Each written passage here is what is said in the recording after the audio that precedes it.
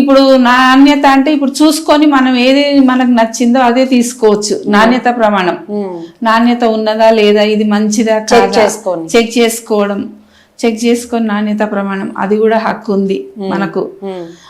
విన్నవించుకునే హక్కు, వినియోగదారుడు తన ప్రయోజనాలలో భాగంగా కలిగించినప్పుడు వినియోగదారులు ప్రతి నిత్యం కల్పించే వివిధ వేదికలో అవగాహనగా వినియోగదారులు కోరుకునే వినియోగదారుల సలహాల మేరకు వినియోగదారులు రక్షించే కేంద్రాలను మరియు ప్రయోజనాలను శాఖాహార ఫిర్యాదులను విభాగంగా తన సమస్యలను విన్నవించుకునే హక్కు.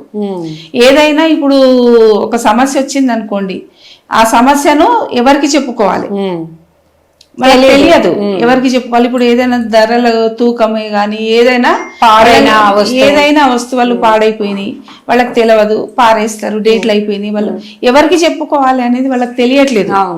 వాళ్ళు ఎవరికి చెప్పుకోవాలి అనేది ఇప్పుడు ఒక ఇది ఉంది, ఇప్పుడు ఒక టీం అనేది ఉంది.